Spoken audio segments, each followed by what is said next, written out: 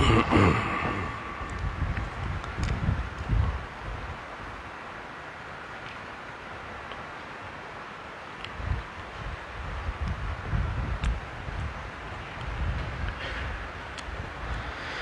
الله الرحمن الرحيم. الحمد لله والصلاة والسلام على سيدنا محمد وعلى آله وأصحابه أجمعين. الحمد لله والصلاة والسلام على سيدنا محمد وعلى آله وأصحابه أجمعين. أما بعد، فأعوذ بالله من الشيطان الرجيم. بسم الله الرحمن الرحيم. الذي خلق الموت والحياة ليبلوكم أيكم أحسن عملا. صدق الله العظيم. اللهم صل على سيدنا محمد النبي الأمي وعلى آله وأصحابه وسلم. اللهم صل على سيدنا محمد النبي الأمي وعلى آله وأصحابه وسلم. میرے معزز مسلمان بزرگوں، عزیز بھائیوں اور امت مسلمہ کے مقدس ماں اور بہنوں، اللہ تعالیٰ کا ارشاد ہے الذی خلق الموت والحیات. اللہ کی ذات ہے جس نے موت پیدا فرمائی، جس نے زندگی پیدا فرمائی.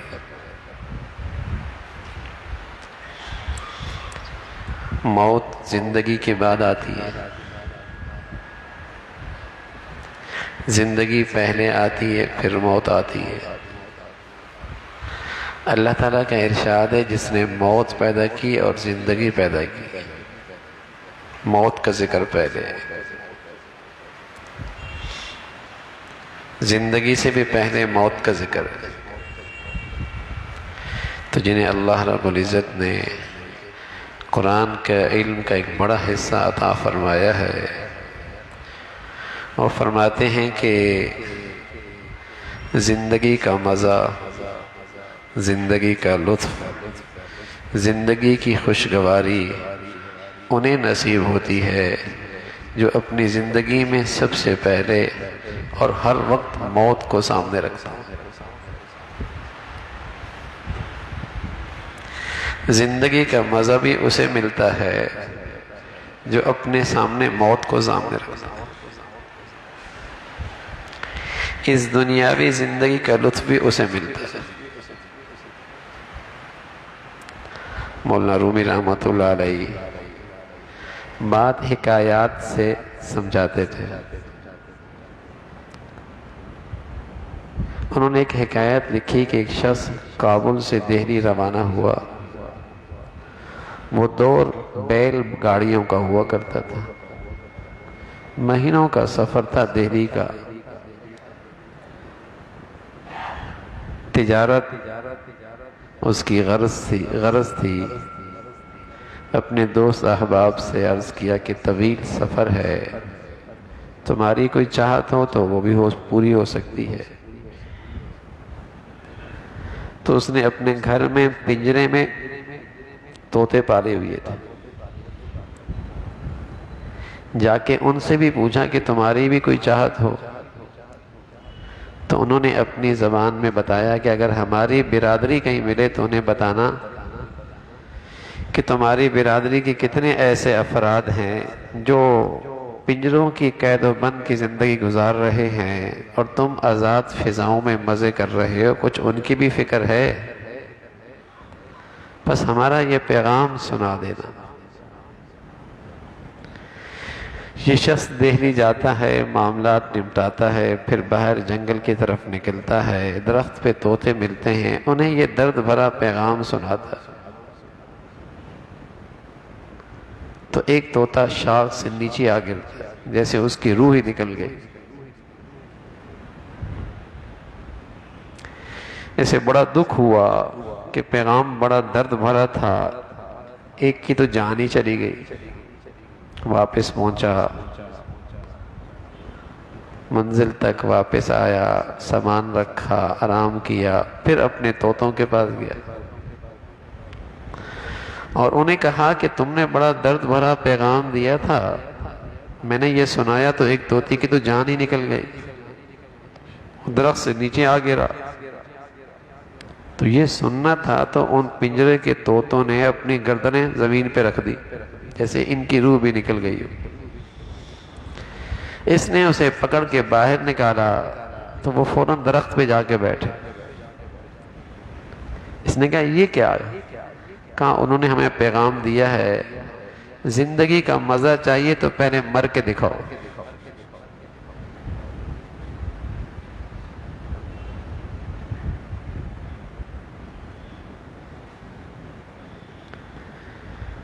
جو مرنے کی تیاری میں جیتے ہیں نا، زندگی کا مزہ انہیں ملتا ہے، اور جو جینے کی خاطر زندگی گزارتے ہیں وہ تو نہ جانے کتنی مرتبہ مرتے۔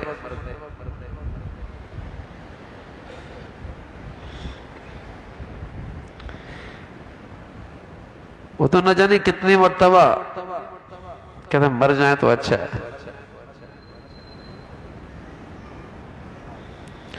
جو مرنے کی تیاری کے لیے جیتے ہیں زندگی کا مزہ بھی انہیں ملتا ہے۔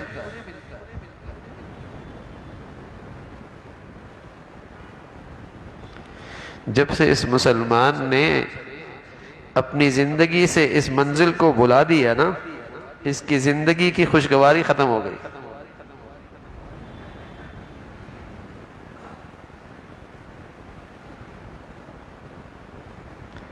ایک آدمی تکلیف کے ساتھ بس پہ سفر کر رہا ہو اور اس کا گیٹ کا سریا پکڑا ہو، لٹکا ہوا ہے، دیکھنے کے والے کہے گا بہت تکلیف میں، لیکن اسے پتا ہے کہ اگلی منزل میری ہے، اگلا اسٹاپ میرا ہے۔ تو بتائیے مشکل ترین سفر بھی خوشگواری کے ساتھ گزرے گا نہیں گزرے گا؟ ہاں بھائی، جب موت کی منزل سامنے ہوتی ہے نا تو زندگی کی مشکل ترین گھڑیاں بھی بڑی خوشگواری کے ساتھ گزر جاتی ہیں کہ دنیا میں جینا کتنا ہے، اس زندگی میں رہنا کتنا ہے۔ جیسے ایک آدمی اسٹاپ پہ ہو اور وہاں مزاج کا کھانا نہ ملے اور کوئی بیٹھنے کی جگہ بھی صحیح نہ ہو تو اپنے آپ کو تسلی دیتا ہے نا، کیا کہتا ہے؟ میاں گھر جا کر ٹھیک ہو جائے گا، وہاں سب کچھ مل جائے گا، آرام بھی مل جائے گا۔ سبحان اللہ۔ جب وہ زندگی سامنے ہوتی ہے تو زندگی کی مشکل ترین حالات میں بھی یہ خوشگواری کے ساتھ زندگی گزارتا ہے۔ ارے میاں گھر جا کر سب کچھ مل جائے گا نا۔ صبر کرنا آسان ہوتا ہے، برداشت کرنا آسان ہوتا ہے، شکر کرنا آسان ہوتا ہے، تحمل کرنا آسان ہوتا ہے، قناعت کرنا آسان ہوتا ہے، تھوڑے پہ خوش رہنا، شکر کرنا آسان ہو جاتا ہے۔ ورنہ تو بھائی اگر جو جینے کے لیے جیتے ہیں تو کیسی ریس لگی ہوتی ہے، کیسے ریس لگی ہوتی ہے، اور ایک جگہ پہنچ کر دیکھتے ہیں کہ ایک آگے ہے اس سے، پھر دوڑ لگاتا ہے، پھر ہانپتے ہانپتے وہاں پہنچتا ہے، کسی کو پھر اپنے سے آگے دیکھتا ہے، پھر دوڑ لگتی ہے۔ زندگی ہانپتے ہانپتے گزرتی ہے، اور اگر نہ پہنچ سکے تو کیا ہوتا ہے؟ ڈپریشن میں چلا جاتا ہے۔ وہ نہ مل پائے تو کیا ہوتا ہے؟ ڈپریشن میں چلا جاتا ہے، ڈپریس رہنے لگتا ہے، مایوسی اسے گھیر لیتی ہے، شکوے اس کی زندگی کا حصہ بن جاتا ہے، شکایات ہر وقت اس کی زبان پہ رہتی ہے، مایوسی اسے گھیر لیتی ہے۔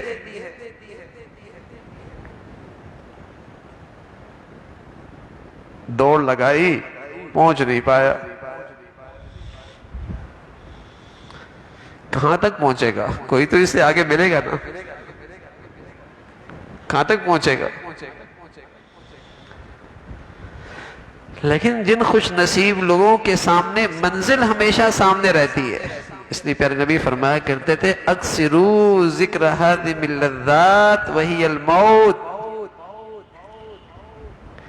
اس موت کے تذکرے کثرت سے کیا کرو. اب تو یہ باتیں اچھی بھی نہیں لگتی. اب تو یہ باتیں اچھی لگتی کوئی ایسی بات کرو کہ 1 سے 2 کیسے ہوگا. کوئی ایسی لوجک بتاؤ کہ 2 سے 3 کیسے ہو جائے.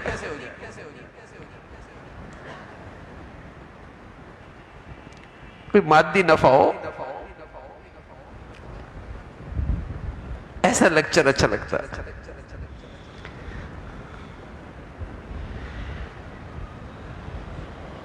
موت کے طریقے سے اچھے نہیں لگتے. اور اللہ کے نبی کیا کہنے لگے؟ اکثروا ذکر هذه اللذات. اس کا ذکر کثرت سے کیا کرو. اسے سامنے رکھو. سکون بہت رہے. ملے گا تو شکر کرنا آسان ہوگا، نہ ملے گا تو صبر کرنا آسان ہوگا. تھوڑا ہوگا تب بھی دل سے شکر نکلے گا. اور یہ بھولی ہوئی ہو موت تو بہت ہو تب بھی نہ شکری ہوگی. ذرا سی نہ گواری ہو پھر بھی بے صبری ہوگی. نہ وہ غم برداشت ہوگا نہ وہ دکھ برداشت ہوگا. نہ وہ غم برداشت ہوگا نہ وہ دکھ برداشت ہوگا. جہاں جذبہ ٹوٹا، خواہش ٹوٹی، ڈپریشن میں چلی گئی، ڈپریس رہنے لگ گئی.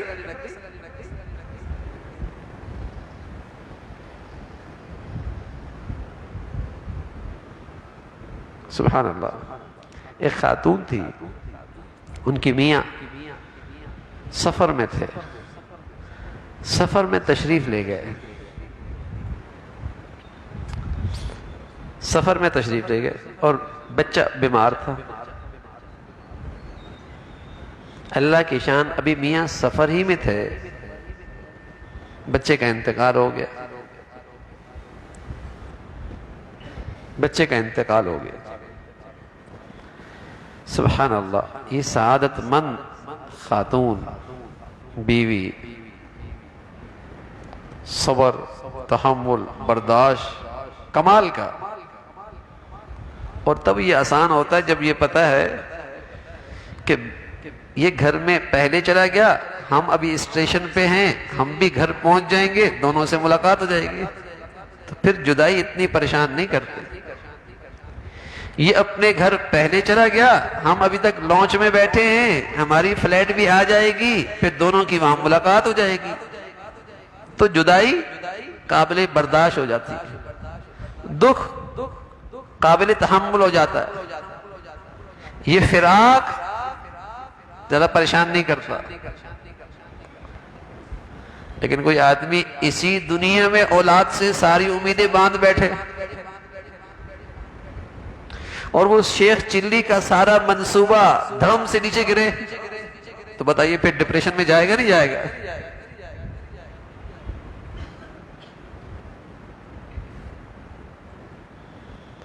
ساری امیدیں یہی باندھ لی تھی.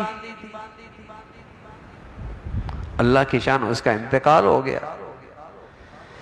اب یہ سعادت مند خاتون اپنے شوہر کا کیسے خیال رکھتی ہے؟ سوچنے کے لگی، کہنے لگی کہ اگر میں نے ان کو رات کو یہ غم کی خبر سنائی تو کھانا بھی نہیں کھائیں گے، نیند بھی نہیں ہو پائے گی، تھکی ہوئی بھی بہت ہیں، بہت دن کا سفر تھا. تو میاں آئے، پوچھا بچہ کیسا ہے؟ کہنے لگی پہلے سے زیادہ آرام میں ہے. سبحان اللہ. پہلے سے زیادہ آرام میں ہے. حضرت عبداللہ ابن عباس کے والد کا انتقال ہوا نا، حضرت عباس کا رضی اللہ تعالیٰ عنہ. ایک شخص آیا، کہنے لگا عبداللہ تم سید زادے ہو اور پتہ ہے تمہارے ابا کہاں گئے ہیں؟ ساری زندگی تمہیں خیال رکھتے تو وہ راحت آرام نہ پہنچا سکتے جو انہیں آج راحت اور آرام مل رہی ہے. کیا خوبصورت تعزیت ہے، کیسے پیارے الفاظ سے تسلی ہے. الفاظ کا کتنا اچھا چناؤ ہے غم ہلکا کرنے کے لیے. کہنے کہ پتہ ہے کہاں گئے؟ ساری زندگی تم خدمت کرتے، خیال رکھتے، وہ آرام نہ پہنچا سکتے اور راحت نہ ملتی انہیں جو آج مل رہی ہے۔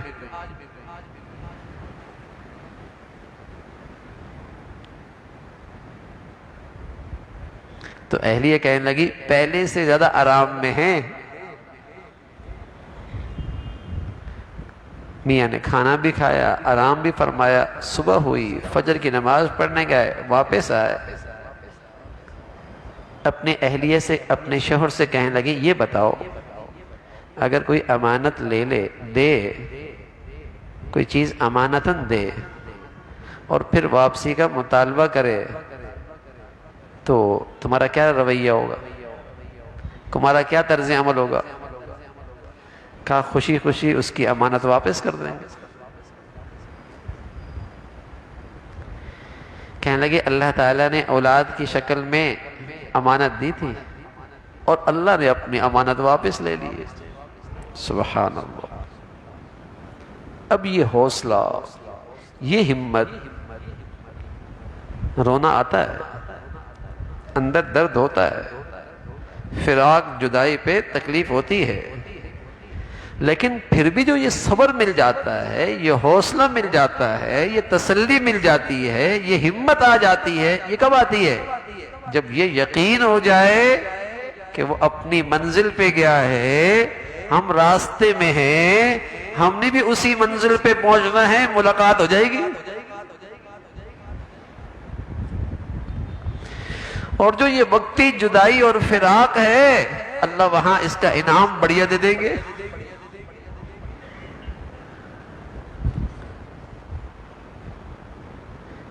یہ ہے اس زندگی کو خوشگوار بنانے کی چیز کہ موت کو سامنے رکھو، موت کو سامنے رکھو۔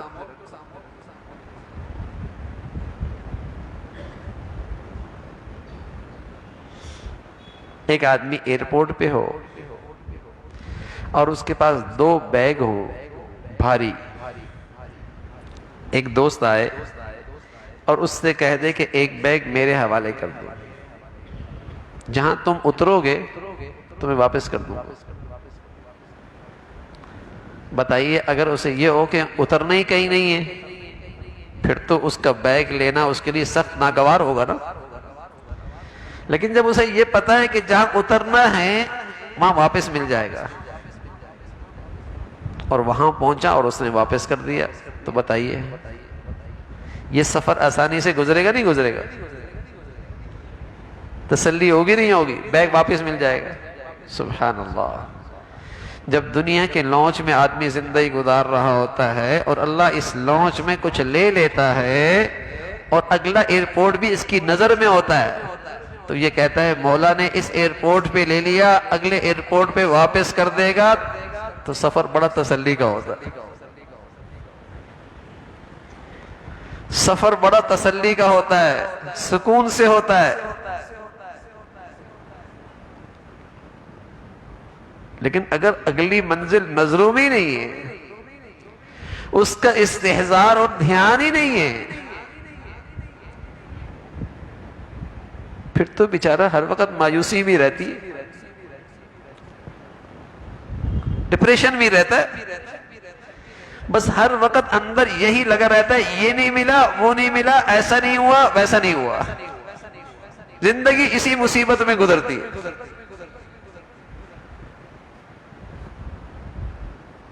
اور اگر یہ ہو جو اللہ کے نبی بتا رہے کہ اس کو ذکر کثرت سے کیا کرو، اسٹیشن پہ ہر چیز نہیں ملتی، ایئرپورٹ پہ ہر چیز نہیں ہوتی، دوران سفر زیادہ بوجھ نہیں ہوا کرتا۔ الذین یرثون الفردوس هم فیہا خالدون، تمہارا گھر وہ ہے وہاں ہمیشہ سب کچھ مل جائے گا، وہاں سب کچھ مل جائے گا۔ اگر یہ یقین ہو جائے نا اس زندگی کا، تو یہ چھوٹی سی زندگی کا سفر بھی بڑا خوشگوار گزرے گا۔ لیکن آج یہ سفر بڑا ناگوار بن چکا ہے، آج یہ سفر بڑا تکلیف دہ بن چکا ہے، آج یہ زندگی بڑی بدمزہ ہو چکی ہے۔ کیوں؟ بھولی ہوئی ہے، اس زندگی کو بھولی ہوئی ہے، اس کے تذکرے بھی اچھے نہیں لگتے،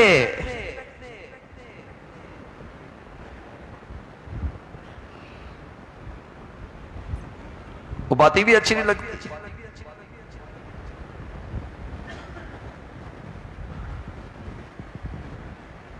اللہ کا جو پیغمبر آتے تھے دنیا میں، وہ جب تربیت کرتے اور نصیحت فرماتے اور واعظ فرماتے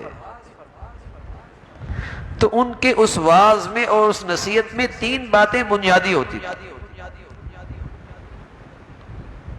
ایک، اللہ کی بڑائی، دوسری رسول کی رسالت، اور تیسری کیا چیز؟ فکر آخرت، آخرت کی زندگی کی عظمت، اہمیت، فکر، اس کا دھیان، اس کا خیال۔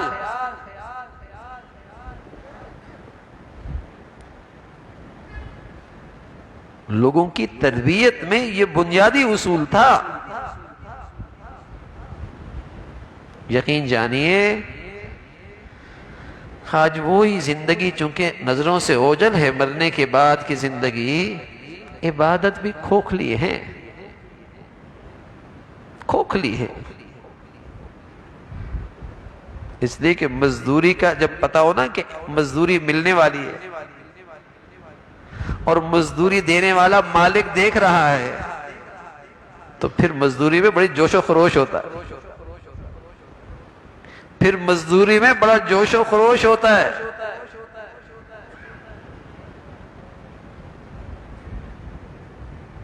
پھر نہیں تھکتا آدمی۔ لیکن وہ تو زندگی نظروں سے اوجھل ہے۔ تو زندگی کا یہ سفر خوشگوار بھی اسی سے ہوگا کہ وہ سامنے ہو، اس کا خیال رہے، اس کا دھیان رہے کہ زندگی وہ ہے۔ پیارے نبی صلی اللہ علیہ وسلم اپنی بیٹی کو تربیت کیسے فرمائے؟ ایک دن دنیا کی ضرورت کے لیے تشریف لائی،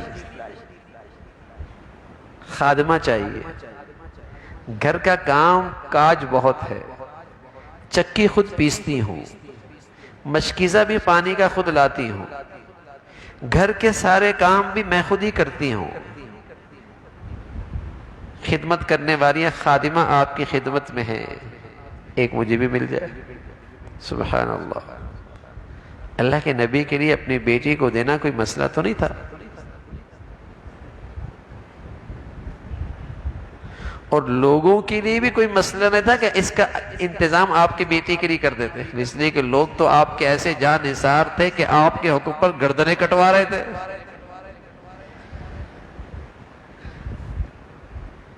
جان نثار ایسے تھے، لیکن پیارے رسول صلی اللہ علیہ وسلم نے بیٹی بھی وہ بیٹی، سبحان اللہ، اتنی پیاری کہ محبت اولاد کی ساری فاطمہ کے لیے۔ بچوں کا انتقال ہو گیا، بیٹیاں بھی 3 رخصت ہو گئیں، ایک فاطمہ رہ گئی رضی اللہ تعالیٰ عنہ، ساری اولاد کی محبت سمٹ کے فاطمہ کے لیے آ گئی۔ تو آپ نے کیا تلقین فرمائی؟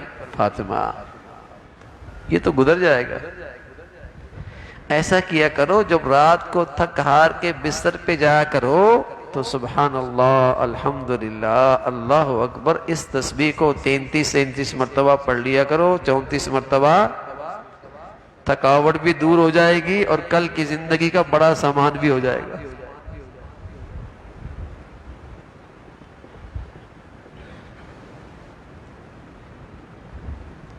وہاں کی کمائی بھی بڑی ہو جائے گی۔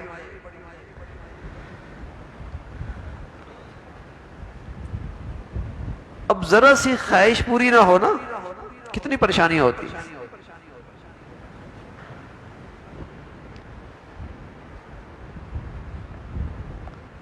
بہت ساروں کی دکھ بھری زندگی کی کہانی یہی ہے کہ یہاں یہ نہیں ملا، یہاں یہ نہیں ملا، یہ نہیں مل رہا، وہ دکھی ہیں ہی اس لیے۔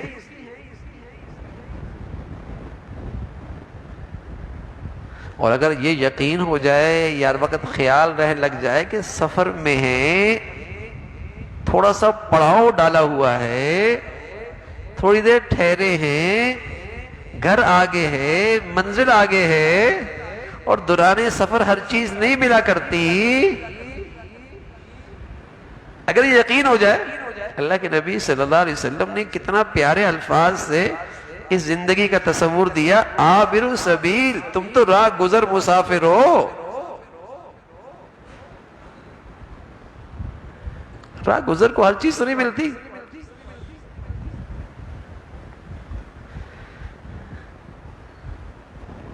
لیکن ہم تو اسی کو زندگی سمجھ بیٹھے،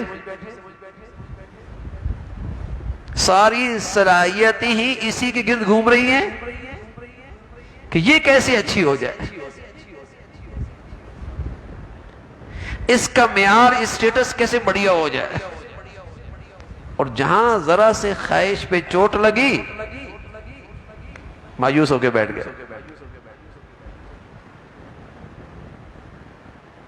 مایوس ہو کے بیٹھ گئے۔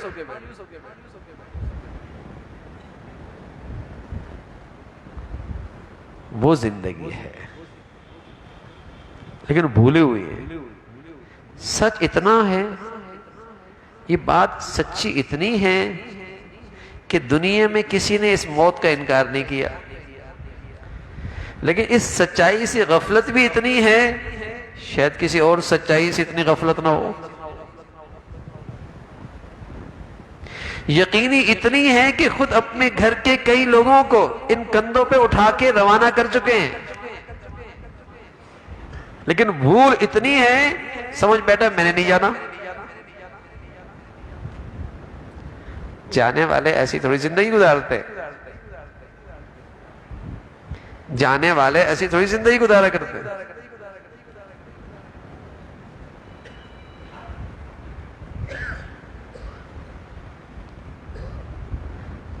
آدمی کرائے پہ رہ رہا ہو اور مالک مکان نے نوٹس بھی بھیج دیا ہو گھر خالی کرنا ہے،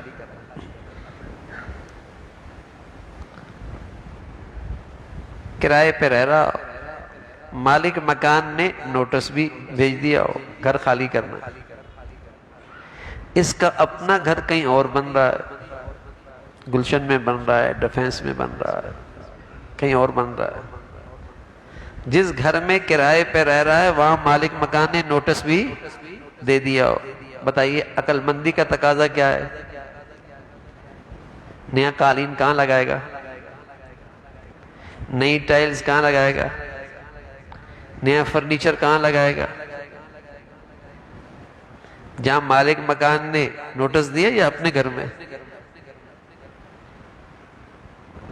ابا چلے گئے، دادا بھی چلے گئے، اماں بھی چلی گئی، اللہ رب العزت نے نوٹس دے دیا ہے اس کرائے کے مکان سے تم نے بھی شفٹ ہونا ہے، لیکن ساری فکر اگر لگی ہے تو اسی گھر کی،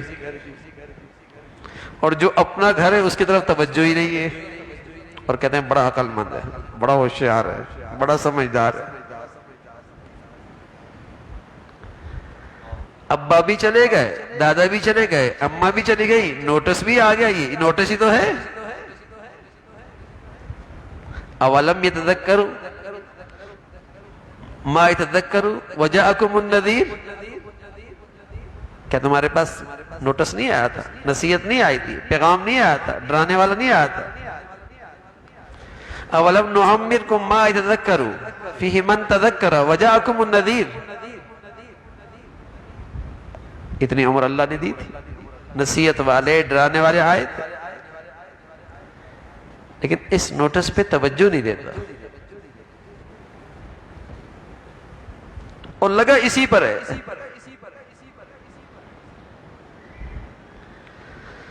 میرے عزیزو، تمام برائیوں کی جڑ اور تمام خرابیوں کی جڑ اپنے جانے کو بھول جانا ہے۔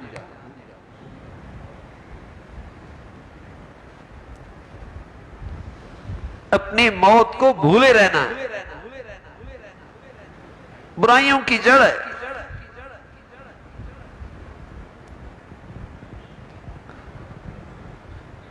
اور زندگی کی پاکیزگی، زندگی کی طہارت، زندگی میں تقدس، زندگی میں پرہیزگاری موت کو یاد رکھنے سے نصیب ہوتی ہے۔ ہر وقت اس کا خیال رہنا، پتہ نہیں صبح اٹھوں نہ اٹھوں۔ بتائیے اگر یہ یقین آ جائے کہ صبح اٹھوں نہ اٹھوں تو اپنے دل کو گندگیوں سے پاک کرنا آسان ہے کہ نہیں؟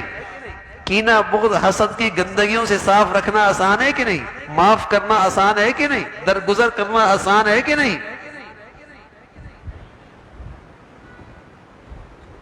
سب آسان ہے۔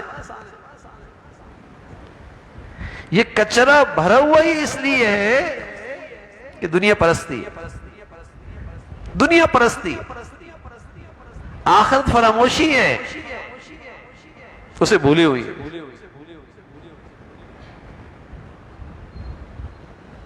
تو سچ بھی اتنا، کوئی منکر نہیں، غفلت بھی اتنی کہ خیال بھی نہیں آتا۔ اکثروا ذکر ہذہ اللذات وہی الموت، پیارا نبی ہیں اور میرے اور آپ کے سب سے زیادہ خیر خواہ ہیں، میرے اور آپ کے سب سے زیادہ ہمدرد ہیں، بھلائی چاہنے والے ہیں۔ وہ ہمیں نصیحت کر رہے ہیں کہ اس کو ذکر کثرت سے کیا کرو،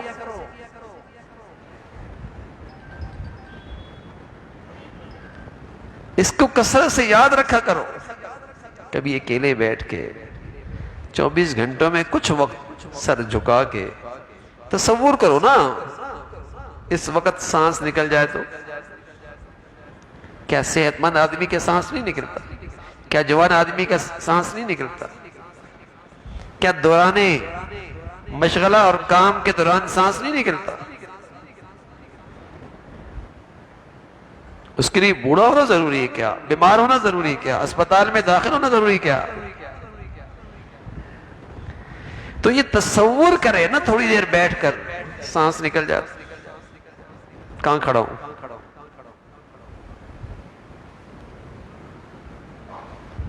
زندگی پاکیزہ ہونا شروع ہو جائے گی، زندگی میں طہارت آنا شروع ہو جائے گی، دل صاف ہونے لگ جائے گا۔ پھر نبی صلی اللہ علیہ وسلم سے عرض کیا کہ یا رسول اللہ دل بڑا سخت ہو گیا، نصیحت اثر نہیں کرتی، اصل زنگ آ گیا ہے، زنگ، نصیحت اثر نہیں کرتی۔ ہمارا حال بھی یہی ہے، یہاں بیٹھتے ہیں کچھ اثر ہوتا ہے، باہر نکلتے ہیں سب بھول جاتے ہیں، وہی روٹین جو پہلے چل رہی ہوتی ہے۔ فرمایا دل بڑا سخت ہو گیا، بات اثر نہیں کرتی۔ تو پیارے نبی صلی اللہ علیہ وسلم نے فرمایا 2 چیزوں کا اہتمام کرو، ایک قرآن کی تلاوت دیکھ کے کیا کرو، اس سے بھی دل کی غفلت کے پردے ہٹتے ہیں، زنگ ختم ہوتا ہے، اور دوسرا فرمایا اپنی موت کو یاد کیا کرو، اپنی موت کو یاد کیا کرو، دل کی سختی دور ہو جائے گی، دل کا زنگ اتر جائے گا، یہ غفلت کے پردے چھٹ جائیں گے۔ اپنی موت کو خوب یاد کیا کرو، یہ علاج بتایا۔ کلا بل ران علی قلوبہم ما کانوا یکسبون، یہ بدعمالیوں کی وجہ سے جب دل سیاہ ہو جاتا ہے نا، اور دل سخت ہو جاتا ہے اور زنگ آ جاتا ہے، بات اثر ہی نہیں کرتی۔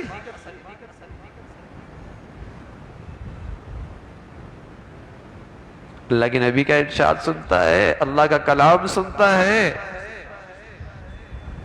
بلکہ آپ علیہ الصلوۃ والسلام فرمایا کرتے تھے موت تو سب سے بڑا واعظ ہے، تیرے گھر کا جنازہ اٹھا ہے تو اس سے بڑا اور واعظ کیا ہو سکتا ہے؟ تو نے کندھوں پہ جنازے کا اٹھایا ہے، اس سے بڑا اور کیا واعظ ہو سکتا ہے؟ اپنے ہاتھوں سے منومن مٹی کے اندر رکھ کے آیا ہے، اس سے بڑی اور کیا نصیحت ہو سکتی ہے؟ لیکن یہ دل ہے، ایسی غفلت ہے، جنازوں میں بھی غفلت ہی غفلت ہوتی، اثر نہیں لیتا، ورنہ تو ایک جنازہ اٹھتا تھا خاندان کی زندگی بدل جایا کرتی، اولاد کی زندگی کا رخ بدل جایا کرتا تھا، زندگیاں بدل جایا کرتی۔ دل ہے پتھر ہو گیا ہے، اثر ہی نہیں لیتا۔ یا صاحبی لا تغترر بتنعمی فإن النعیم یزول والعمر ينفذ وإذا حملت على القبور جنازة فاعلم أنك بعدها محمول۔ کہ میرے دوست کس غفلت میں ہے، یہ نعمتیں تو ایک ایک کر کے چلی جاتی ہیں۔ کون ہمیشہ صحت مند رہا ہے، اور کون ہمیشہ جوان رہا ہے، اور کون ہمیشہ خوشحال رہا ہے؟ جیب خالی ہو جایا کرتی ہے، کمر جھک جایا کرتی ہے، بڑھاپا آ جایا کرتا ہے، زندگی کا چراغ بجھ جایا کرتا ہے۔ فَإِنَّ النَّعِيمَ يَزُولُ، ایک ایک کر کے نعمتیں چلی جایا کرتی ہیں، کوئی ہمیشہ جوان نہیں رہا، کوئی ہمیشہ خوبصورت نہیں رہا۔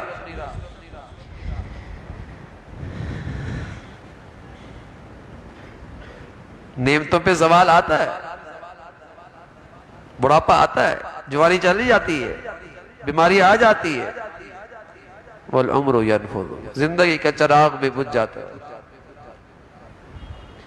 وَإِذَا حَمَلْتَ عَلَى الْقُبُورِ جَنَازَةً فَاعْلَمْ أَنَّكَ بَعْدَهَا مَحْمُولٌ، جب تم کسی کو دیکھو کہ لوگ اس کو کندھے پہ اٹھا کے لے کے جا رہے ہیں تو اس نظر سے بھی دیکھ لیا کرو، کل اس سواری پہ دنیا تمہیں بھی اٹھا کے لے کے جائے گی۔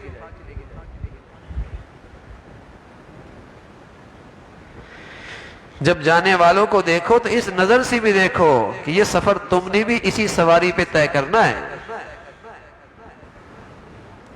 ابو ہریرہ رضی اللہ تعالیٰ عنہ جنازہ سامنے سے جا رہا، ایک نوجوان نے پوچھا ابو ہریرہ رضی اللہ تعالیٰ عنہ کس کا جنازہ ہے؟ آپ فرمانے لگے بیٹے تیرا جنازہ ہے۔ تو اس کے پیشانی پہ بل آ گئے، اچھی نہیں لگی یہ بات، حضرت سمجھ گئے اسے بات اچھی نہیں لگی، فرمایا بیٹے تیرے نہیں تو میرا صحیح، اس لیے کہ جانے والا تو خبر دے رہا ہے کل یہ سفر تو نے بھی طے کرنا ہے۔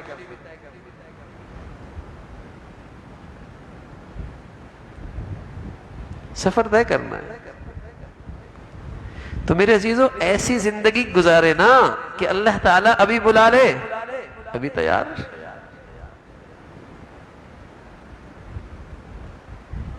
یہ کیا کہ ابھی تو بہت وقت ہے، چھوٹ جائیں گے گناہ، نمازیں قضائیں کر لیں گے، روزے قضا رکھ لیں گے، زکوٰۃ ٹھیک ہے دے دیں گے، دوسروں کے مالوں پر جو غصب کیا ہوا ہے ٹھیک ہے بعد میں دیکھی جائے گی۔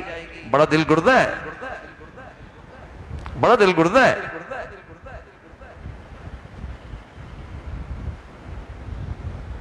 تو ایسی زندگی ہو نا، اگر وہ وقت آ جائے تیار ہیں، توبہ طائب ہو کے زندگی گزرے نا، دوسروں کے بوجھ اوپر سر پہ نہ رکھیں، دوسروں کے حقوق سپورٹ ان کے حوالے کریں۔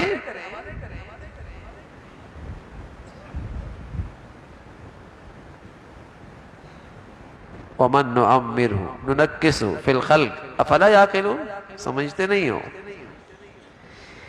یہ تمہاری جو جسم میں تخلیق میں تبدیلی آ رہی ہے، پیغام ہے کہ یہاں کسی کو پائیداری نہیں ہے، یہاں کسی نے نہیں ٹھہرنا۔ روز دیکھتے ہیں پڑھتے پڑھتے ماں باپ نے سرمایہ لگایا، جیسے ہی ڈگری لے کے آیا انتقال ہو گیا، نہیں دیکھتے۔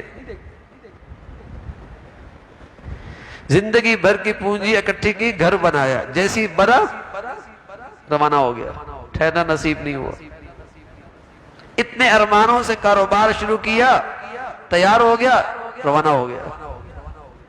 روز دیکھتے ہیں بناتا کوئی ہے، رہتا کوئی ہے، تجوریاں کوئی برتا ہے، استعمال کوئی کرتا ہے، کام کوئی شروع کرتا ہے، کھاتا کوئی ہے، اکٹھا کوئی کرتا ہے کہ کام کسی اور کے آتا ہے۔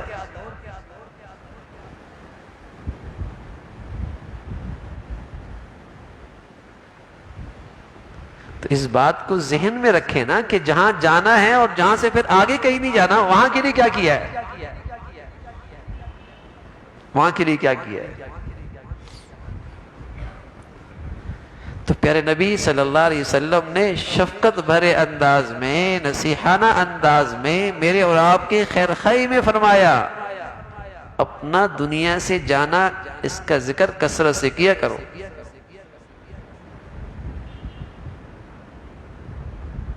کثرت سے اس کی تذکری کیا، اس کا خیال رکھا کرو، اس کا دھیان رکھا کرو، اسے یاد رکھا کرو، اس کی برکت سے دوسروں کے حقوق ادا کرنا آسان، اللہ کی طرف سے عہد کردہ ذمہ داریاں پوری کرنا آسان، اور سب سے بڑھ کر توبہ کرنا آسان، گناہوں سے توبہ کرنا آسان۔ یہ جب ٹالتے رہتے ہیں نا توبہ کو، غفلت کا نتیجہ ہے۔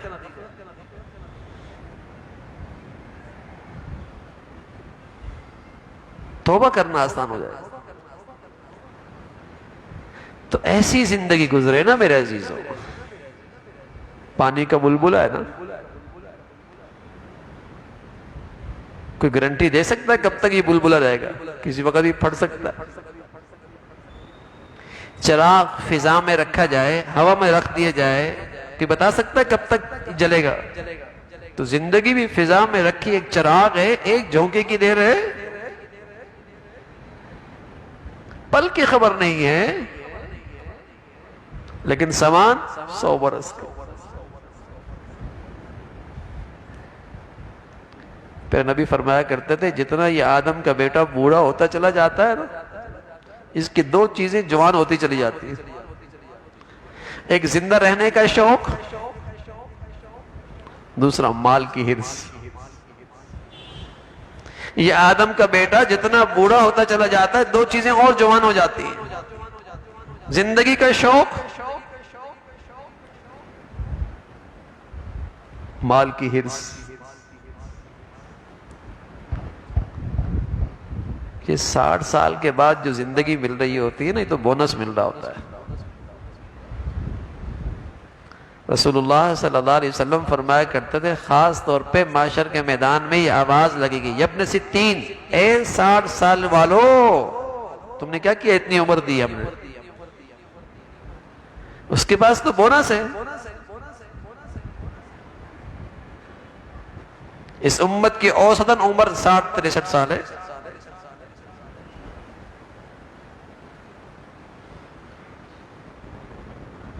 یا تو جانا نہ ہو نا میرے عزیزوں، پھر بھی سمجھ میں آتا ہے، یا تو ہمارے گھر سے کوئی گیا نہ ہو، پھر بھی سمجھ میں آتا ہے، یا تو کوئی بچنے کی صورت ہو۔ جب یہ سچ ہے اور جانا ہے اور کسی لمحے بھی جانا ہے تو پھر تیاری۔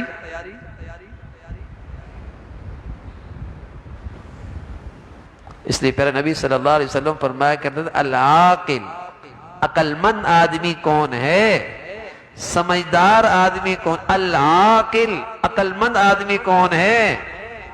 من دان نفسہ وعمل لما بعد الموت۔ عقل مند آدمی کون ہے؟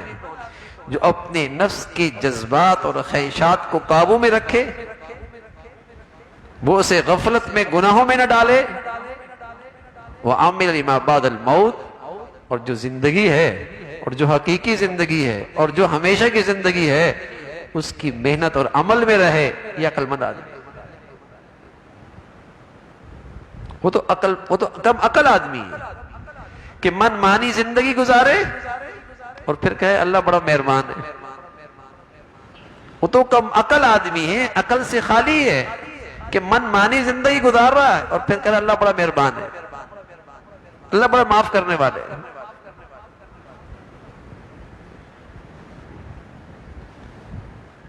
تو عقل مندی یہی ہے، جہاں جانا ہے اس کو سامنے رکھو۔ آج دنیا میں باطل کا غلبہ ہے، اور باطل نے دنیا میں ایک ایسا ماحول دے دیا، ایسا ماحول بنا دیا۔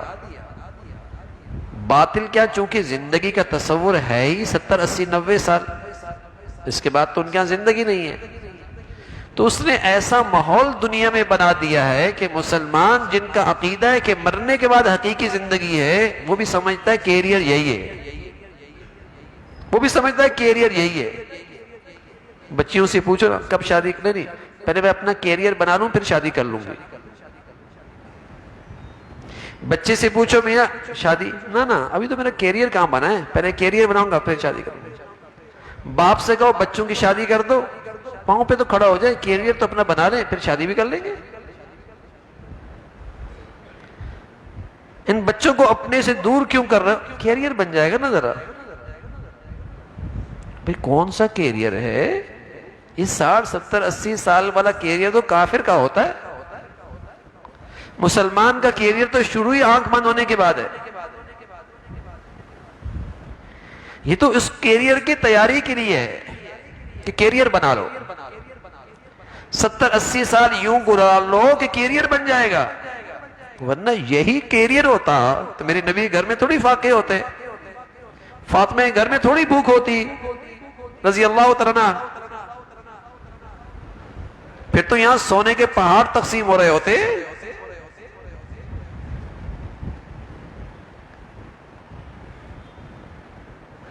لیکن چونکہ باطل اس وقت دنیا میں غالب ہے تو اس کا نظریہ بھی غالب ہے, اس کی فکر اور سوچ بھی دنیا پہ غالب ہے, اس کا ماحول بھی غالب ہے, اور مسلمان بھی اس ماحول میں بہہ گیا ہے.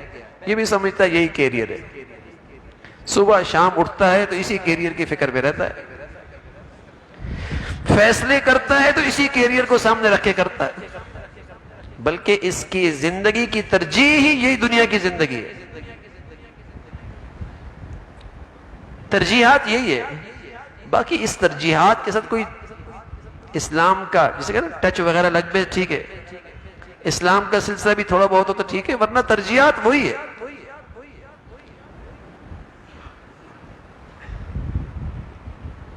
تو مسلمان کی ترجیحات آخرت ہوتی ہے, وہ کیریئر ہوتا ہے, اور اس کو اپنی موت ہر وقت پیش نظر ہوتی ہے. الذی خلق الموت والحیات, اللہ وہ ذات ہے جس نے موت اور زندگی پیدا کی, سبق دیا کہ زندگی میں ہمیشہ موت کو سامنے رکھو. تو یہ سفر بھی زندگی کا بڑا خوشگوار گزرے گا,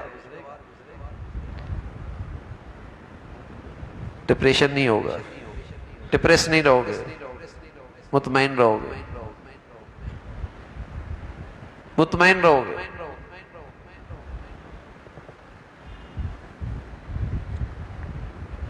تصور کیجئے نا, سفر میں کوئی چیز نہیں ملتی تو حوصلہ نہیں ہوتا, کوئی بات نہیں, سفر ہی تو ہے, گھر جا کے مل جائے گا. سفر میں تھوڑی سی مشقت ہوتی تو حوصلہ نہیں آتا, کوئی بات نہیں, سفر ہے کتنا.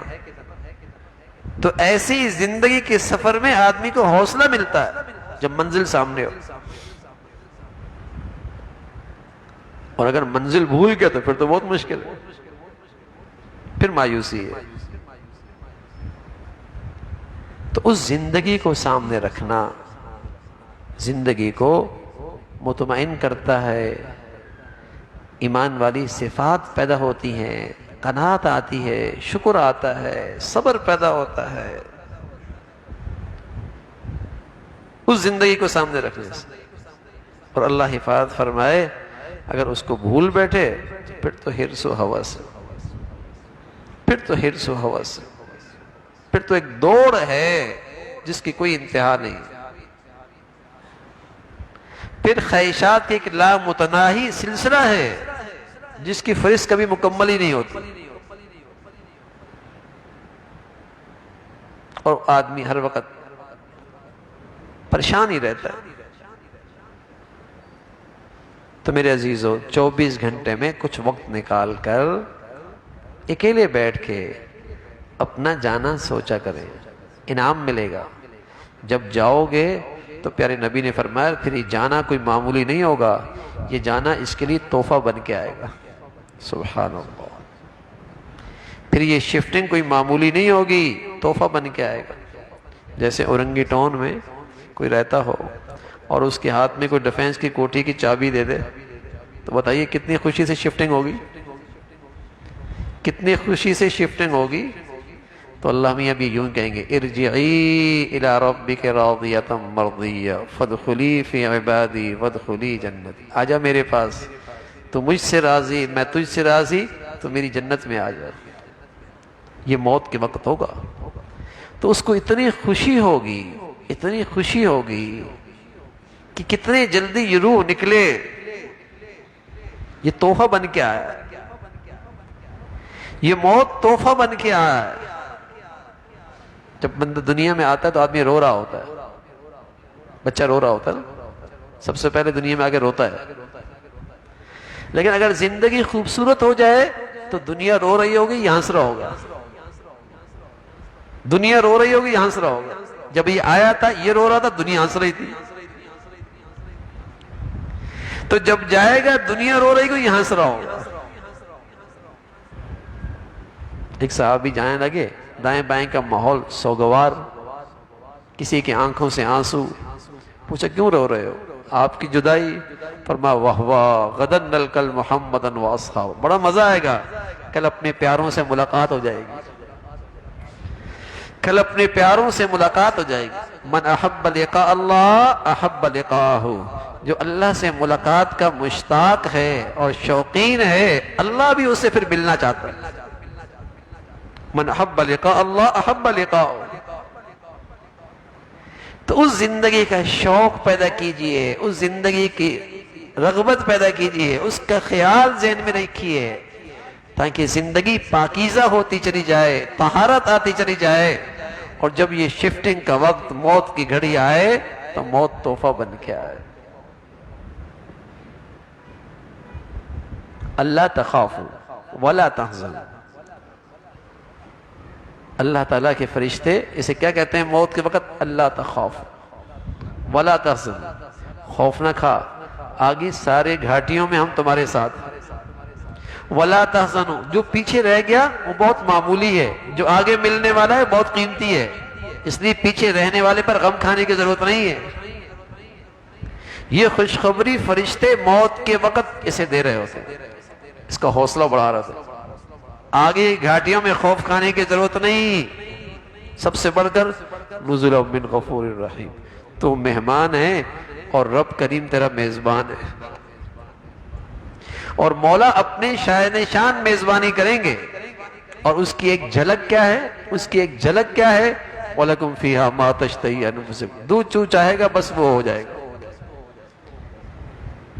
جو تو چاہے گا وہ ہو جائے گا، جیسا چاہے گا ویسے ہو جائے گا، جو تیری پسند ہوگی حاضر ہو جائے گی، ایسی شاندار میزبانی ہوگی۔ اس لیے بھائی پیارے نبی صلی اللہ علیہ وسلم فرمایا کرتے تھے اللہم لا عیش الا عیش الاخر، اللہم لا عیش الا عیش الاخر، اے اللہ زندگی تو کل کی زندگی، زندگی تو وہ زندگی۔